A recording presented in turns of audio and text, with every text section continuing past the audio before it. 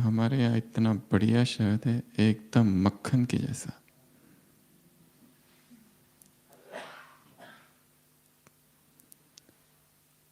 तो उसने सोचा क्यों ना मक्खन ही ले लूं।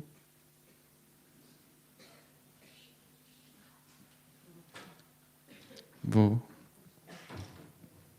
मक्खन की दुकान में गया, दुकानदार से कहा कि सबसे बढ़िया वाला मक्खन दे दो। तो दुकानदार ने कहा हमारे पास इतना बढ़िया मक्खन है, जैसे गंगा का पानी शुद्ध होता है, ऐसा पानी जैसा शुद्ध मक्खन। तो उसने सोचा कि पानी तो घर पे ही है। फिर भी कुछ समय लगाया उसने और घर वापस आया। पिताजी ने पूछा मिठाई का क्या हुआ? तो उसने ये सारी कहानी बताई और कहानी सुनकर पिताजी बहुत खुश हो गए।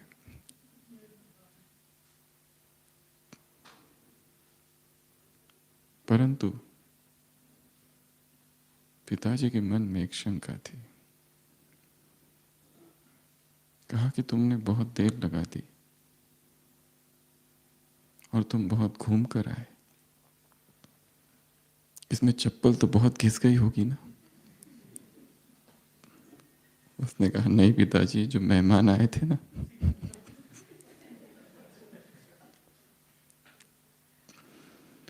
मैं उनकी चप्पल पहन कर गया था। पिताजी की आंखों में एकदम आंसू आ गए खुशी के और सीने से लगा दिया।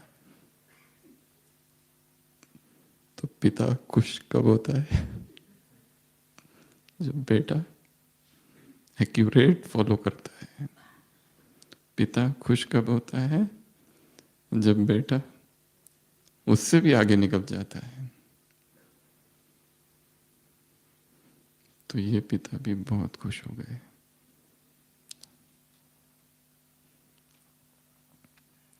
वैसे ही बाप खुश कब होते हैं? जब हम भी वो करें जो उसका स्वभाव है, हम भी वो करें जो उसे पसंद है, हम भी वो करें जो उसने किया था। कल की अव्यक्तवाणी। ब्रह्मा बाप को बाबा ने याद किया। बाबा ने कभी नहीं कहा कि मैं बहुत बिजी हूं। सब कुछ करते हुए, सारी जिम्मेदारियां होते हुए भी बीच बीच में कौन सा अभ्यास किया? कौन सा अभ्यास किया? अंतर्मुक्ता का अभ्यास किया। कौन सा अभ्यास किया? एकांतवासी बनने का अभ्यास किया। तुम भी ऐसा अभ्यास करो, ये प्रैक्टिस करो। तो जो उसे पसंद है वो करना।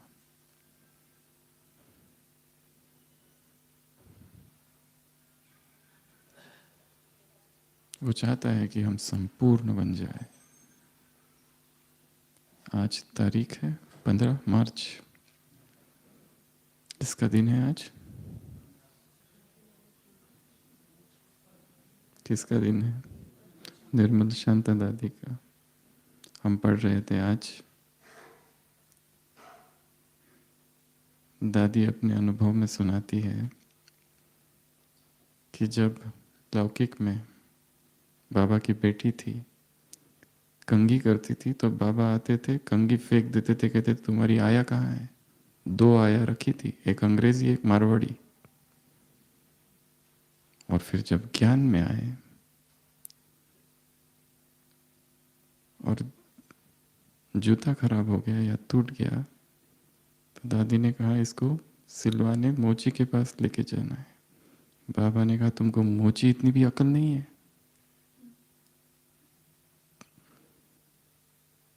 विश्व की बादशाही चाहिए तो सब कुछ सीखना होगा। दादी से पूछा आपको पर दादी क्यों कहते हैं?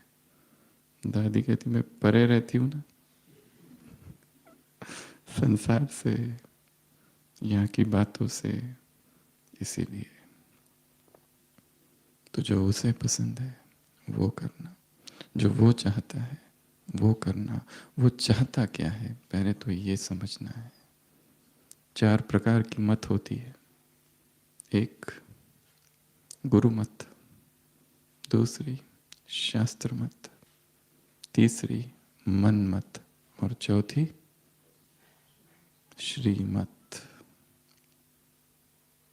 श्रीमत सर्वश्रेष्ठ है, उसी श्रीमत की खोज।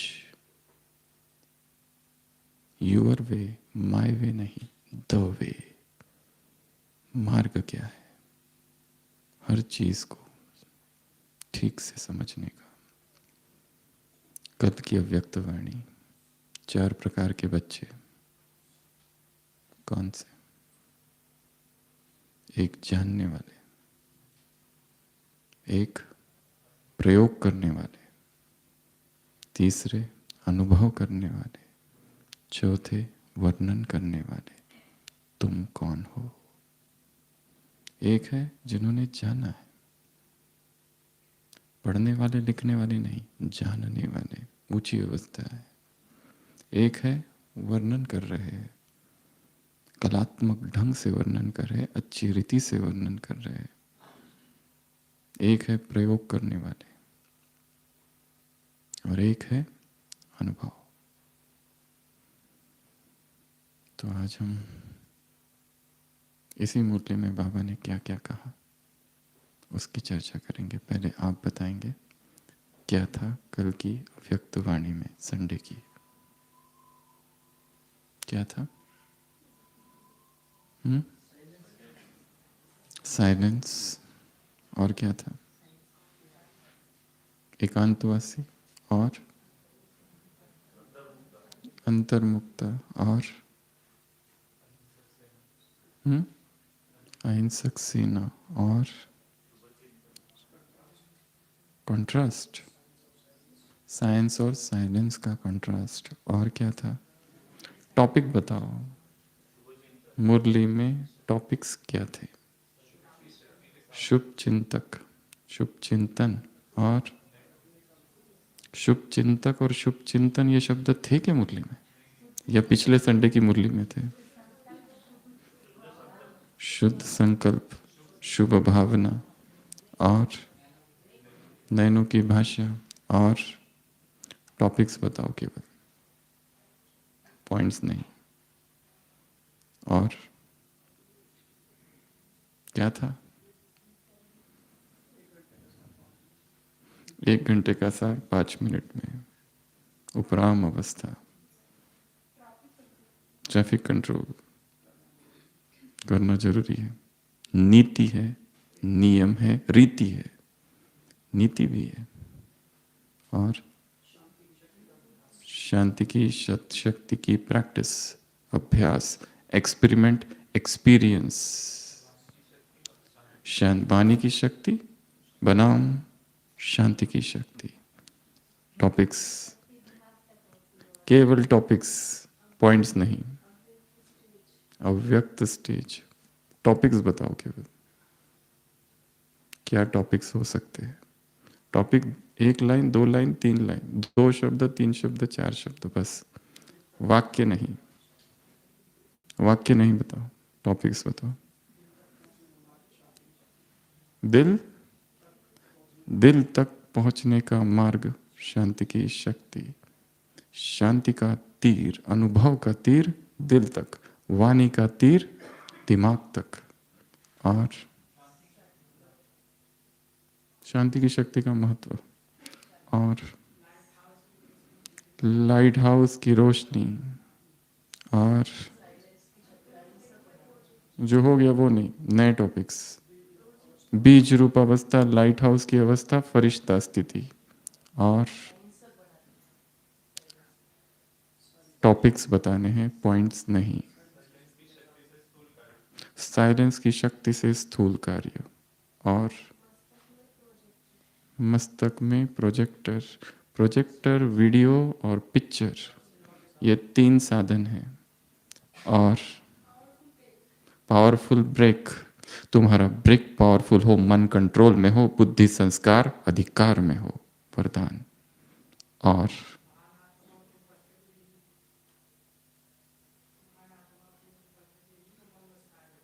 टॉपिक, वाक्य नहीं बताने, टॉपिक्स। टॉपिक एक शब्द, दो शब्द, तीन शब्द, बस। किसका महत्व?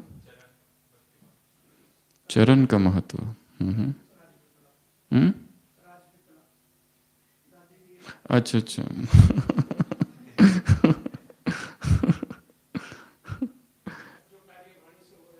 टॉपिक, वाक्य नहीं, टॉपिक्स बताने। वाक्य बहुत लिख लिए, पॉइंट्स बहुत लिख लिए, केवल टॉपिक्स लिखने का अभ्यास करना है। अमृत वेला क्लब, वो है नाइट क्लब, और तुम हो किसके मेंबर्स? अमृत वेला क्लब के मेंबर्स। अंतर्मुक्ता का अभ्यास, टॉपिक। वैराग, कहाँ था वैराग? अच्छा, आने वाली कल की अव्यक्तवाणी, हफ्ते भर का नहीं सुनाना है। और साइलेंस की अंतर्मुक्ता की, अंतर्मुक्ता का रस, बाह्य मुक्ता का रस बनाम अंतर्मुक्ता का रस। तुम्हें बाह्य मुक्ता के रस का ज्यादा अभ्यास है, अंतर्मुक्ता के रस का कम। और तूफान तोहफा, और हिंसक अहिंसक क्या? सेना। और सोचो मुरली में क्या टॉपिक्स निकल सकते हैं? पॉइंट्स नहीं निकालने, टॉपिक्स। संकल्प और बोल की, ओके ओके, स्लोगन। और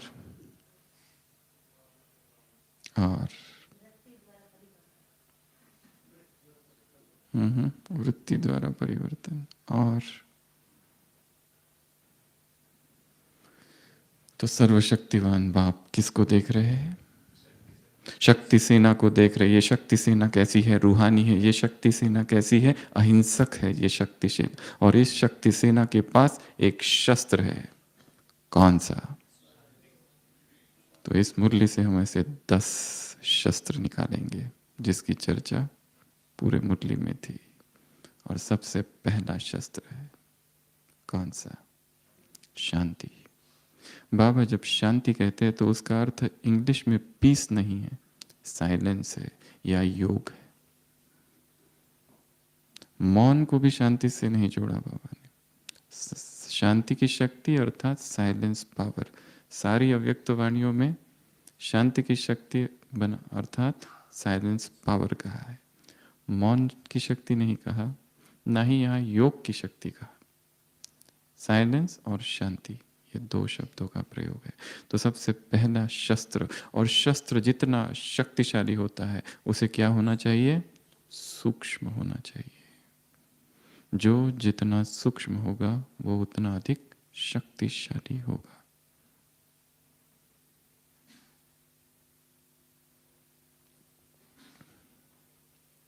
तो सबसे पहला शस्त्र इस शक्ति सेना का। इसमें और एक चीज जोड़ी जा सकती है, मैं शक्ति सेना हूं। हम शक्ति सेना है, एक ये भाग है, 1 मैन आर्मी। मैं खुद सेना हूं। कितना अच्छा सम्मान है। सब मिलकर सेना है वो अलग, पर मैं अकेला ही काफी हूं। मैं खुद ही अपने आप में सेना हूं। 1 मैन आर्मी, 1 मैन शो होता है ना, एक पात्री नाटक। वैसे दुश्मनों की तो बहुत बड़ी सेना है, पर मैं अकेला काफी हूं इन सब को निपटने के लिए। तो मैं ही शक्ति सेना हूं। तो कितनी पावर आ जाएगी, कितनी शक्ति आ जाएगी अंदर। संसार की आत्माएं अशांत क्यों है?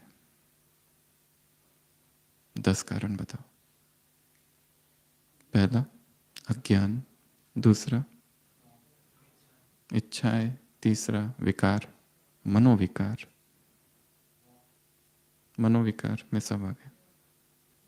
मन में विकार है तो मन अशांत रहेगा। अप्राप्तियां और भय है, परिस्थितियां विपरीत है। इस संसार में शांत होना असंभव नहीं है, परंतु कठिन जरूर है, क्योंकि संसार की परिस्थितियां विकराल है। और व्यक्ति अशांत क्यों है? शरीर की बीमारी से। जब शरीर की बीमारी आ जाती है तो मन अशांत हो जाता है, समझ नहीं आता है क्या क्या हो रहा है शरीर में। नई नई टेस्ट करो, नई नई चीजें निकल निकल के आती है। एक कारण है मन की अशांति का, शरीर के रोग और बीमारियां। और मन अशांत क्यों है? असफलता की वजह से। मन अशांत क्यों है? धन की कमी की वजह से। धन कम है, आर्थिक कमी है, इसीलिए मन अशांत है। और संबंधों में कलह है, मन मुटाव है। क्या कहा? तुलना, ईर्ष्या, इसलिए मन अशांत है। और मन अशांत क्यों है? भविष्य की चिंता है, भय है, मन अशांत क्यों है? अभी अभी मुरली चली थी ना, संसार की आत्माएं चिंता मणि है, तुम शुभ चिंतक मणि हो। संसार की आत्माएं अशांत क्यों है? अल्पकाल की प्राप्ति के पीछे और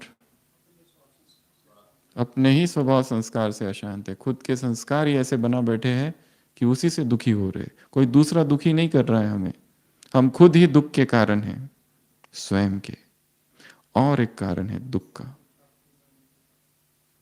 परमात्मा प्राप्ति नहीं है, परमात्मा से दूर है। और साधनों से धोखा और सोशल मीडिया अत्यधिक सूचनाएं मन को अशांत कर देता है।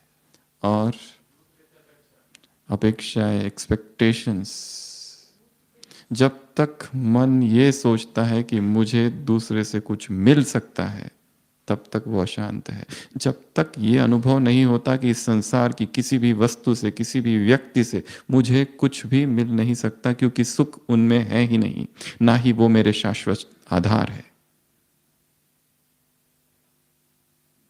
जब तक इस भ्रम से व्यक्ति मुक्त नहीं हो जाता कि सुख किसी में भी है, कहीं पर भी है, ये संसार में दुख नहीं है, ये संसार ही दुख है, ये अनुभव, तब तक दुख से मुक्त नहीं हो सकता। और दुख का कारण मैं स्वयं हूं। एक तरफ दुख है, एक तरफ सुख। जिसे वो सुख कहता है वो सुख भी दुख ही है, क्योंकि दोनों ही उत्तेजना की अवस्थाएं है। इसीलिए मार्ग है शांति। जिसको अत्यधिक सुख मिल जाता है वो सुख से भी मर जाते हैं। अचानक सुख मिल गया, सहन नहीं कर पाते ज्यादा सुख। इसके लिए सुख और दुख ये दोनों ही लक्ष्य नहीं है, लक्ष्य है शांति। और मुरली में तो कहा शांति में सुख समाया हुआ है, इसी मुरली में। इसीलिए जैसे ही मन शांत होता है, यह दो द्वंद्वों से मुक्त हो जाता है, क्योंकि सुख की इच्छा फिर दुख प्रकट करती है। इस संसार का हर सुख सुख है ही नहीं, वो दुख ही है जो सुख का आश्वासन लेकर आता है, पर है दुख ही। पर दूर से दिखाई पड़ता है ये सुख है। और दुख के कारण अच्छा, भटकती आत्माएं। और एक दुख का बड़ा कारण है देह बन वाले, वो उत्तर नहीं चाहिए। प्रकृति हो गया, परिस्थितियां। दुख का एक बड़ा कारण है अतीत से मुक्त नहीं हुए, पास्ट की स्मृतियां। अगर अब भी के अभी दुख से मुक्त होना है तो सबसे पहले पास्ट से मुक्त हो जाना है। और पास्ट से मुक्त होने की एक विधि है, जो कुछ मेरे जीवन में हुआ है अब तक वो सब स्वप्न है, स्वप्न की तरह उसे भूल जाओ। वो सब खेल था, एक स्वप्न था, स्वप्न मात्र था। उसमें लोग आए, लोग चले गए, परिस्थितियां आई, परिस्थितियां चली गई। मैं क्यों उनको पकड़ के हूं? ये जो पकड़ है, ये दुख का कारण है। दुख का सबसे बड़ा कारण पकड़ ही है। चाहे सुख को पकड़े हुए है या दुख को पकड़े हुए है, पकड़ को छोड़ दो, दुख से मुक्ति होगी। एक रस्सी लो, उसको जोर से पकड़ो और खींचो, हाथ में क्या हो जाता है? लाल लाल और निशान पड़ते हैं। छोड़ो। अतीत से मुक्त जब तक नहीं होते, अध्यात्म का एक पुरुषार्थ लक्ष्य ही है टू रिनाउंस द पास्ट। अतीत से मुक्त कर दो स्वयं को। कैसे करना, ये खुद सोचना है। कहां कहां मन अटका हुआ है, बंधा हुआ है, पकड़े हुए है, बस व्यक्तियों को, घटनाओं को। जो कुछ हुआ उसे भगवान भी नहीं बदल सकता। अब तो वो जो है वो है। बस स्वप्न देखो, जैसे स्वप्न था वो एक स्वप्न।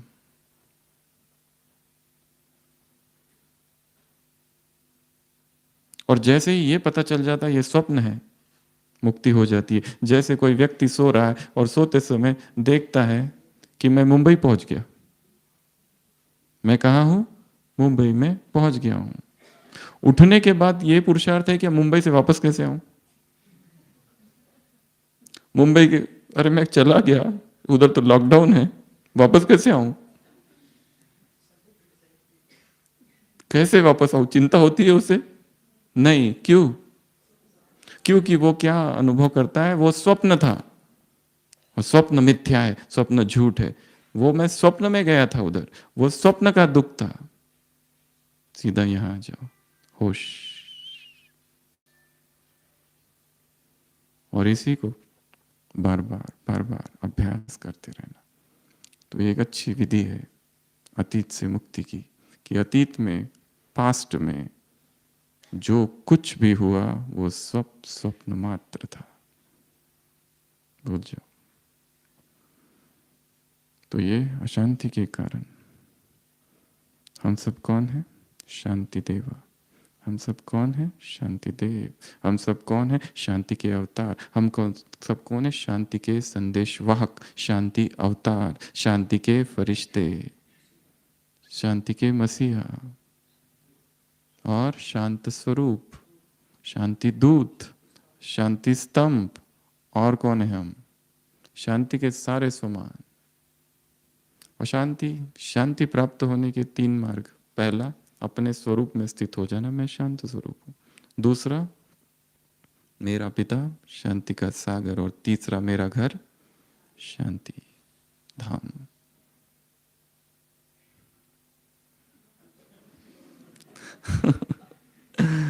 तुरंत गाना बज गया।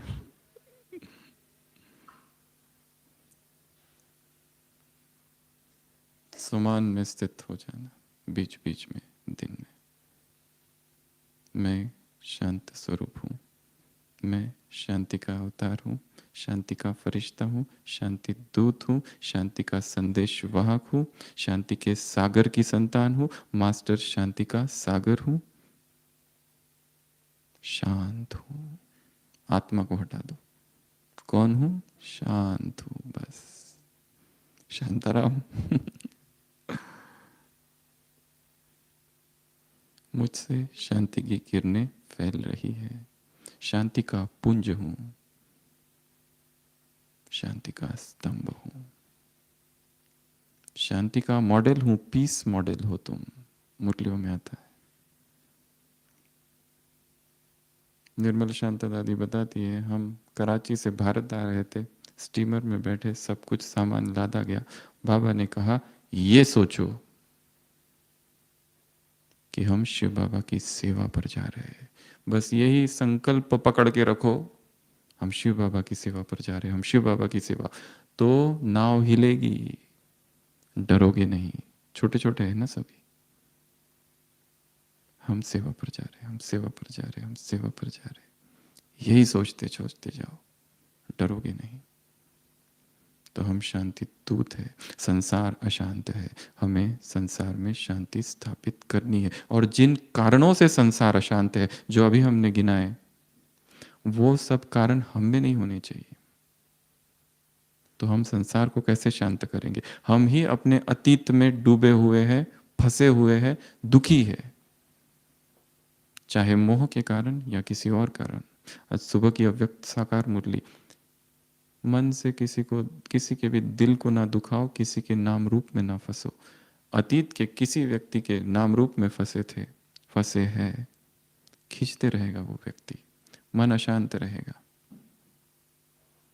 शांति का चौथा मार्ग है पवित्रता। जहां पवित्रता नहीं वहां पर अशांति है। अशांति का एक कारण है कुसंग। जब तक श्रेष्ठ संग में नहीं आते, शांति नहीं हो सकती। अशांति का एक कारण है अशांत वायुमंडल। इसलिए पुरुषार्थ है ऐसे वायुमंडल से दूर हो जाना। ऐसी जगह जाना ही नहीं जहां मन अशांत हो जाए, ऐसी जगह जाओ जहां मन शांत हो जाए। वो शांति का मार्ग है। तो सबसे पहला शस्त्र है शांति। और इस शांति के शस्त्र से क्या क्या होगा? तूफान। बाबा ने कहा तूफान बहुत आते। दादी गुलजार से पूछा था कभी मनसा सेवा के लिए, डबल विदेशी दादी से प्रश्न पूछ रहे हैं। दादी ने कहा था जब जापान में सबसे पहला सुनामी आया था 83, सारे विश्व भर के ब्राह्मणों ने सकाश दी थी। बड़ा प्रयोग था। और वहां के ब्राह्मणों ने ये अनुभव बताया था कि हमें जैसे सारे विश्व से किरणें मिल रही है, सपोर्ट मिल रहा है, शक्ति मिल रही है।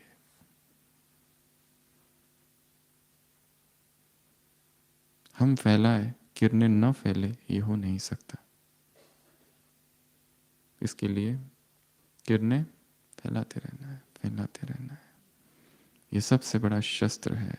तो बाबा ने कहा शांति की शक्ति से क्या होगा? जहां तूफान है वहां पर तोहफा हो जाएगा। जो हिंसक है वो क्या हो जाएंगे? अहिंसक हो जाएंगे। कोई वाद विवाद करने वाला आ जाए, क्या हो जाएगा? शांत हो जाएगा। अपनी बुद्धि को सरेंडर कर देगा। वाणी से सब नहीं समझते, क्योंकि वाणी में अभिमान झलकता है। व्यक्ति समझ तो रहा है कि ये ज्ञान बहुत श्रेष्ठ है, पर यह व्यक्ति अच्छा नहीं लगता उसको, जिसके मुख से ये इतना श्रेष्ठ ज्ञान बह रहा है। उसकी दुश्मनी ज्ञान से नहीं है, व्यक्ति से है। व्यक्ति बाधा है उसके ज्ञान में आने में।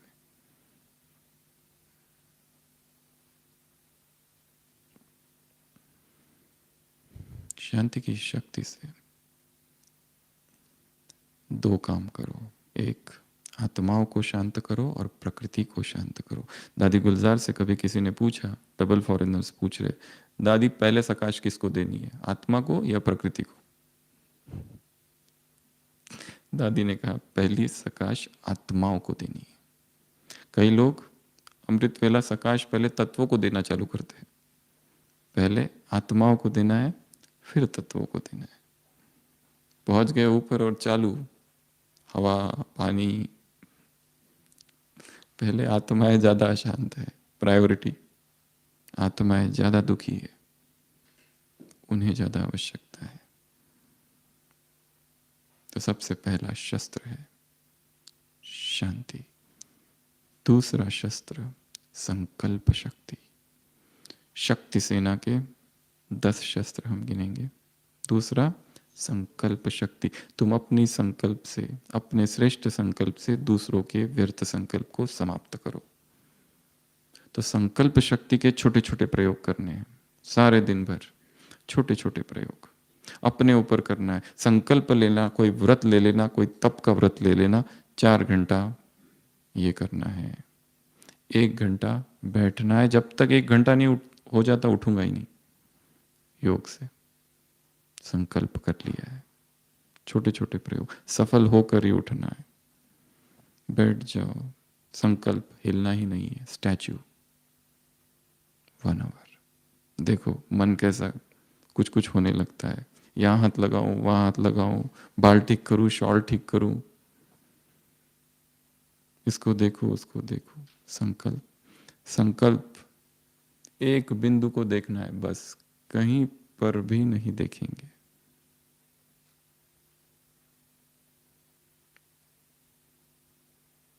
बोधि धर्म चीन में भारत का बुद्ध बौद्ध धर्म लेके गया। 12 साल तक एक दीवार के सामने बैठकर तपस्या करता रहा, केवल दीवार को देखना, बस कुछ नहीं, दीवार को ही देखता रहा। चीन का सम्राट उससे मिलने आया तो भी पीछे मुड़कर नहीं देखा, तपस्या जारी थी। क्या तपस्या? बस दीवार को देखना। लोगों ने बहुत परिश्रम किए, आज का ना बहुत मेहनत। हमें भी बिना मेहनत के कुछ नहीं मिलेगा। ये भी एक अभ्यास है। बिंदु ट्रांसलाइट के सामने बैठ के केवल उसको उस बिंदु पर एकाग्र हो जाना, कुछ तो होगा नया जो किया नहीं अभी तक। स्थिर बैठ जाना, स्टिल, एक बिंदु को देखते रहना, स्टिल अभ्यास है। भोजन पर प्रयोग करने हैं, अलग अलग प्रयोग करने हैं, शरीर पर प्रयोग करने हैं, मन पर प्रयोग करने हैं। सारे प्रयोग संकल्प शक्ति के, एक्सरसाइज करना ही है। नहीं तो शरीर अगर बीमार पड़ जाए तो मन अशांत होता है, शरीर अगर बीमार पड़ जाए तो योग खलास, शरीर अगर बीमार पड़ जाए तो ज्ञान योग कुछ अच्छा नहीं लगता। इसके लिए शरीर को स्वस्थ रखना, निरोग रखना टॉप मोस्ट प्रायोरिटी रखनी है। शरीर गया तो सब गया। तो संकल्प शक्ति के प्रयोग शरीर पर, परिस्थितियों पर, व्यक्तियों पर, अपने जीवन पर करने। एक प्रयोग ये भी है कि आज सारे दिन भर पास्ट की कोई भी बात याद नहीं करेंगे। अगर आती है, स्वप्न है, छोड़ दो। स्वप्न है, अनित्य है, चली गई, खत्म हो गई, रात गई, बात गई, फुल स्टॉप। थोड़ी तुरंत उस पर अटैक करना है कि बस ये आ रही है, आ रही है, हटा दो उसको। नहीं तो वो पुरानी बातें ट्रिगर करेगी थॉट्स को और एक नई चेन चालू होगी विचारों की, जो कि व्यर्थ ही होगी। तो दूसरा है संकल्प शक्ति, ये शस्त्र है शक्ति सेना का। तीसरा है भावना की शक्ति।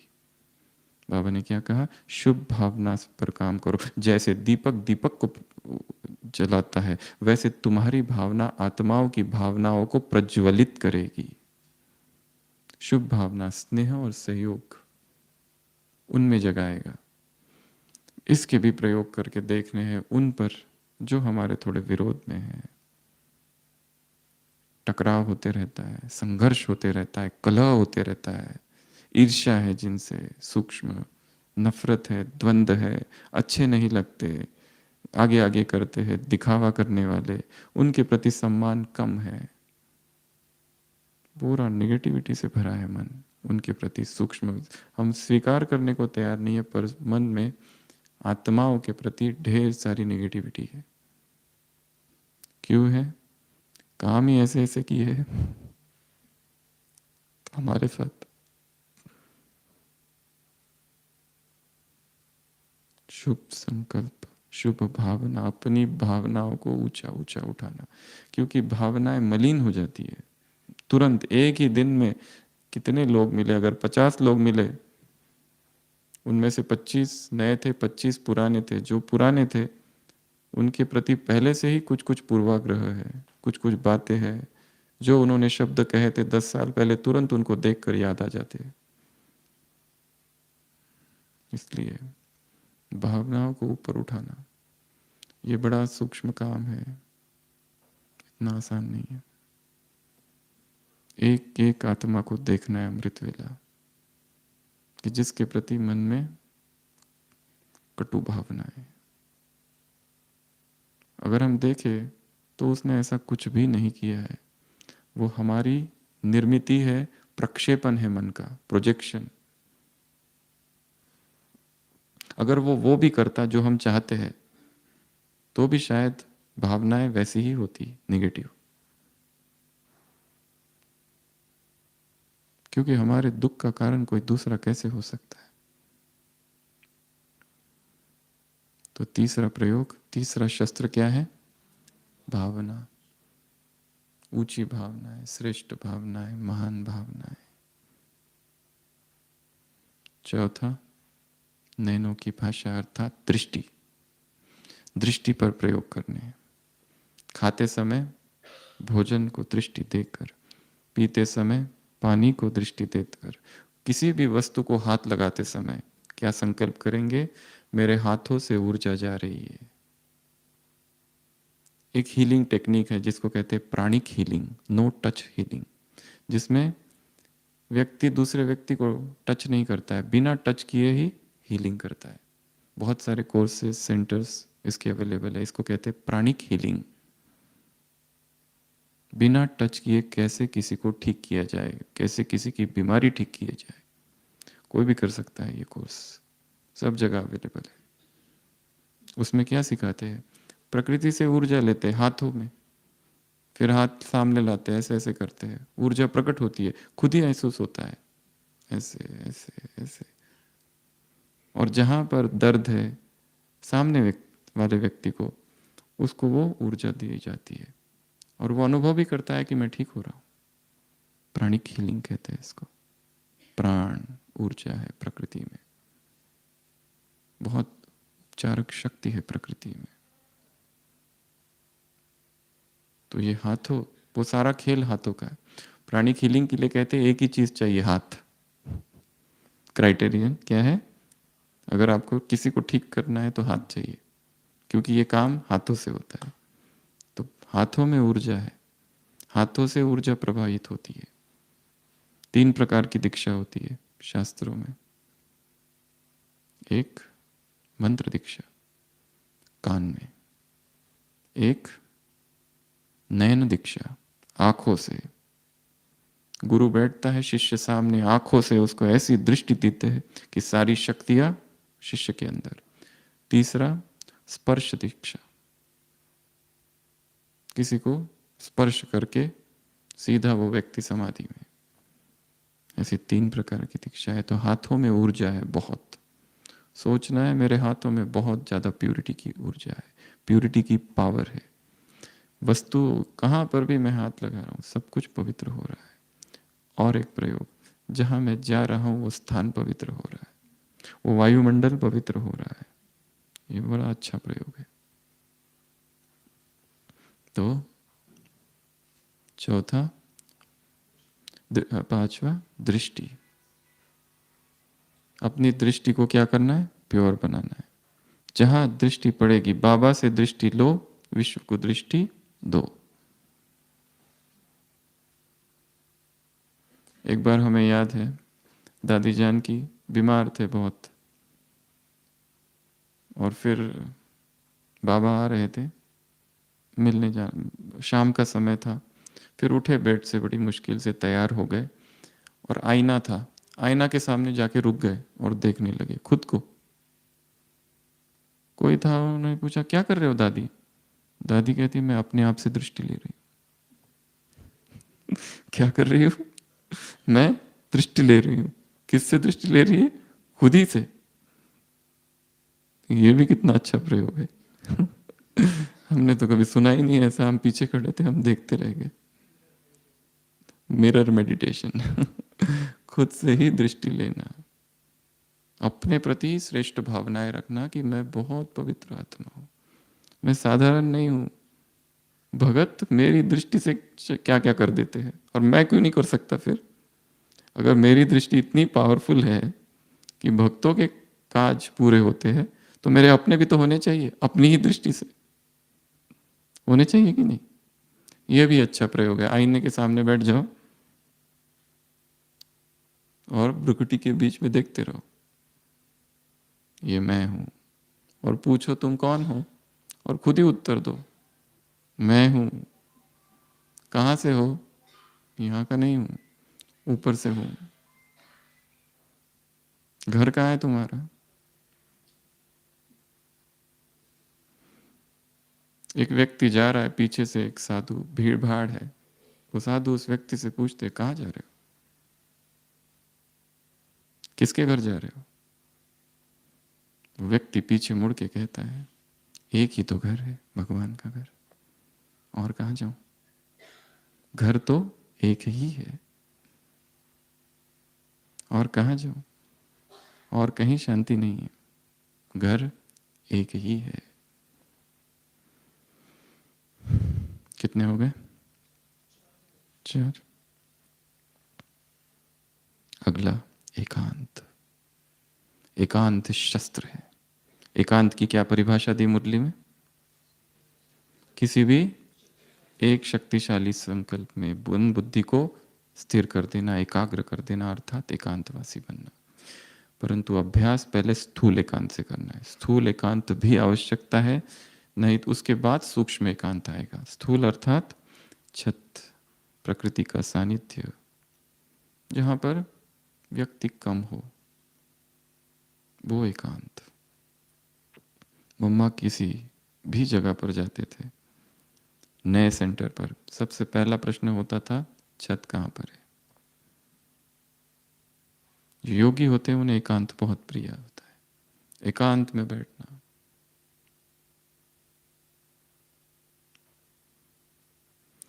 कोई एक आध्यात्मिक संस्था है, उसके गुरु बड़े निर्माणचित,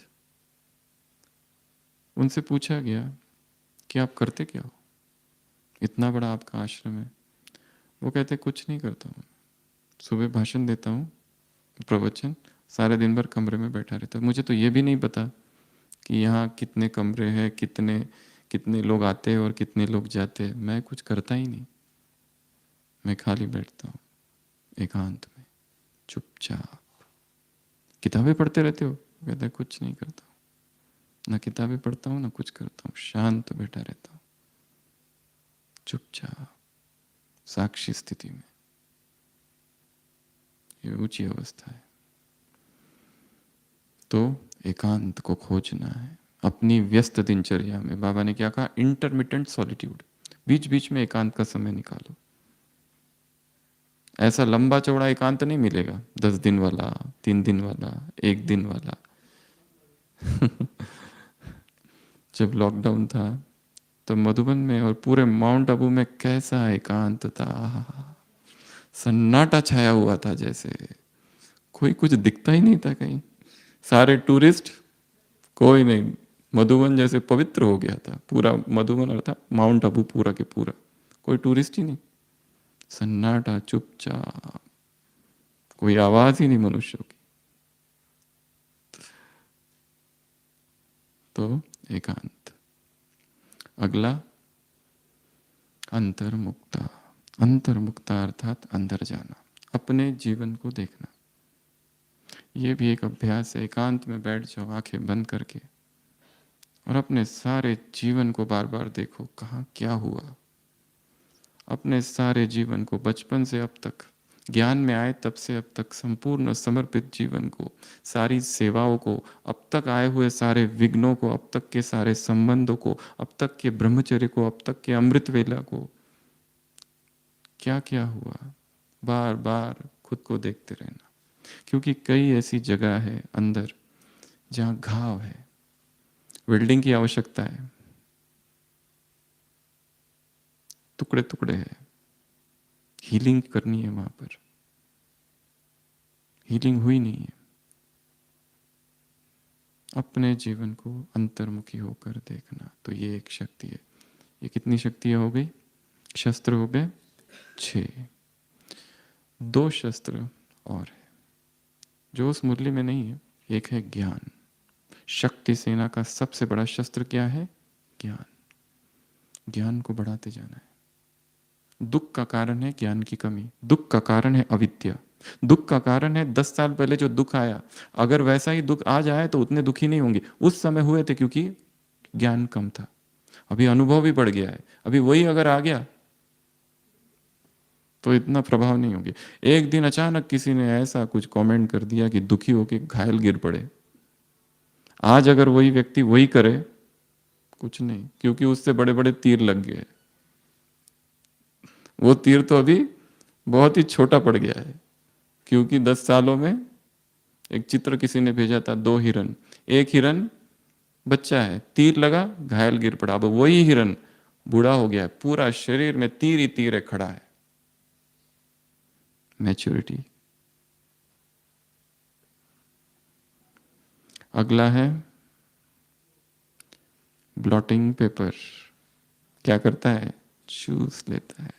शिव बाबा ब्लॉटिंग पेपर है, योग ब्लॉटिंग पेपर है, पवित्रता ब्लॉटिंग पेपर है, सेवा भी ब्लॉटिंग पेपर है। ब्लॉटिंग पेपर क्या क्या है, ये चिंतन का टॉपिक है। क्या करता है वो? सोख लेता है, चूस लेता है। तो जितना योग शक्तिशाली होगा उतना मन शांत होगा। जितना योग नहीं हो रहा है किसी ना किसी कारण से, अमृत वेला छूट रहा है, इर्रेगुलर है, नुमा शाम का योग छूट रहा है, इर्रेगुलर है, मन अशांत रहेगा। तो शस्त्र क्या है हमारा? योग शस्त्र है। शस्त्र की तरह प्रयोग करना है इसका। पूरी मुरली में बार बार बार बार रोज एक ही तो बात आती है, याद करो याद करो याद करो याद करो। विकर्म विनाश होंगे, दाग लगे हैं आत्मा पर। गहरे कैसे? गहरे गहरे दाग है, काले धब्बे है। कैसे उसको हटाए? बड़ा काम है।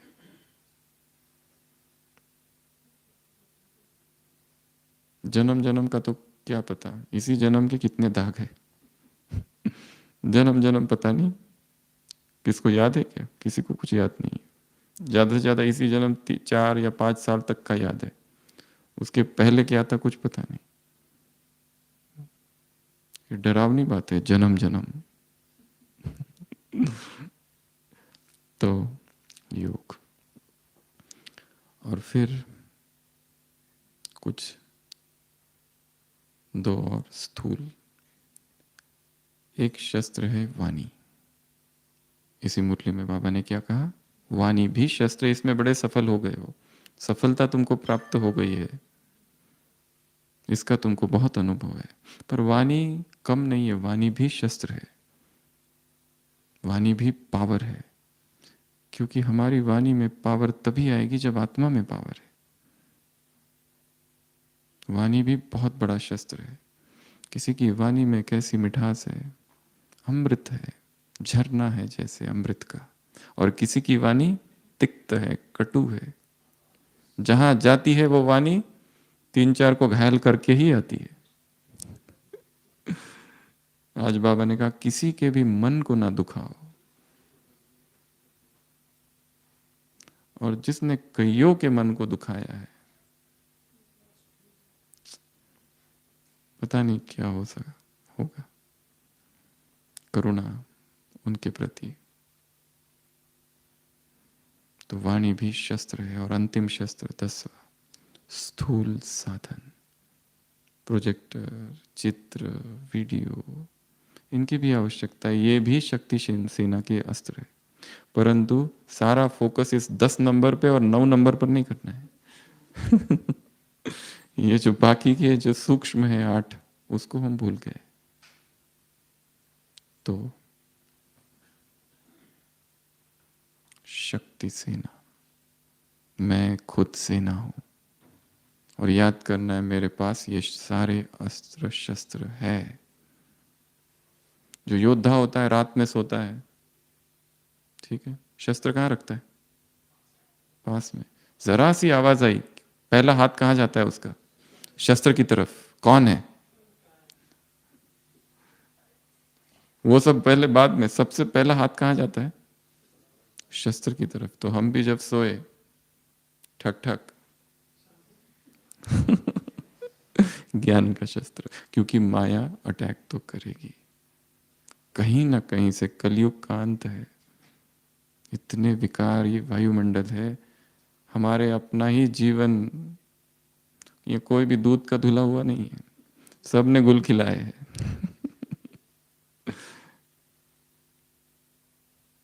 तो शस्त्र। और एक योद्धा क्या करता है युद्ध के पहले? अपने शस्त्रों का। अर्जुन क्या कर रहा था? कर्ण से निर्णायक युद्ध था, तेज कर रहा था, धार लगा रहा था शस्त्रों को। नहीं तो शस्त्रों में क्या लग जाएगा? जंग। चिंतन से धार लगानी है, मनन से धार लगाते रहना है। नहीं तो केवल सुन रहे सुन रहे सुन रहे सुन हो जाते हैं। धार लगाते रहना है। धार लगाना अर्थात पूरी मुरली से टॉपिक्स निकालना, केवल टॉपिक्स सारे दिन भर अब सोचना, चिंतन करते रहना। अलग अलग भोजन बना रहे, सोचो। ब्लॉटिंग पेपर अर्थात क्या? ब्लॉटिंग पेपर क्या करता है, टॉपिक्स दे के रखना है। टॉपिक मन को दिया जाता है तब वो बिजी रहता है। उसके पास कोई टॉपिक नहीं है, पूरी की पूरी मुरली है, बहुत अच्छी थी, क्या अच्छी थी कुछ पता नहीं, टॉपिक नहीं है उसके पास। दो तीन शब्द ऐसे ही अधूरे से याद है। टॉपिक्स लिखे हो अपनी डायरी में, 1 2 3 4 5। अब मुझे सारे दिन भर इन टॉपिक्स पर चिंतन करना है। कब करना है? वेट कर रहे गाड़ी के लिए। कब करना है? यहाँ से नीचे आबू रोड जा रहे तब, यहाँ से ज्ञान सरोवर जा रहे, भोजन कर रहे हैं तब, अलग अलग टाइम पर अलग अलग चिंतन। तो ये क्या होगा? धार लगती रहेगी। और अर्जुन कहता है, अर्जुन से कहते हैं आज तुम इतने भयभीत क्यों हो? वो कहता है मैं आज तक कभी नहीं डरा किसी से भी, पहली बार डर रहा हूं क्योंकि मेरा ये जीवन का निर्णायक युद्ध है कल। तो योद्धा को थोड़ा भयभीत रहना ही चाहिए, थोड़ा, ज्यादा नहीं। भयभीत अर्थात अलर्ट, होश, सजगता, जागरण, जागरूकता। क्योंकि थोड़ी सी आंख लगी और थोड़ा सा बेहोशी आई कि अटैक। और शस्त्र आसपास ही रखने हैं और धार लगाते रहना है रोज। ऐसे कैसे? शस्त्रधारी आत्माओं को, वरदानी मूर्त आत्माओं को, ऐसे शांति की शक्ति धारण करने वाली आत्माओं को, ऐसे अंतर्मुखी आत्माओं को, एकांतवासी आत्माओं को, ऐसे शुभ भावना से संपन्न आत्माओं को, शुभ संकल्प से संपन्न आत्माओं को, ऐसे नजर से निहाल करने वाली आत्माओं को, ऐसे अपने संकल्पों से दूसरों के व्यर्थ संकल्प को समाप्त करने वाली आत्माओं को, ऐसे एक ब्लॉटिंग पेपर को याद करने वाली आत्माओं को, ऐसे शांति देवा आत्माओं को, ऐसे शुभ भावना प्रज्वलित करने वाली आत्माओं को, ऐसे दीप से दीप मिलाने वाली आत्माओं को, जलाने वाली आत्माओं को, ऐसे इधर से ऐसे साइलेंट आत्माओं को, हम स्वरूप है, बोलने का है ही नहीं कुछ, ऐसे शक्ति से ना, ऐसे ऐसे एकांतवासी हो गया, ऐसे अहिंसक, सर्दी गर्मी जैसे वो प्रकृति और वो साइंस, दो उदाहरण चेंज कर देते हैं। वैसे तुम आत्माओं को नहीं बदल सकते रूहानियत की शक्ति से। ऐसे तूफान को तोहफा बनाने वाली आत्माओं को, ऐसे लाइट हाउस माइट हाउस आत्माओं को, बीज रूप स्थिति में स्थित होने वाली आत्माओं को, फरिश्ता स्वरूप का अनुभव करने कराने वाली आत्माओं को, एक्सपेरिमेंट करने वाली आत्माओं को, एक्सपीरियंस करने वाली आत्माओं को, ऐसे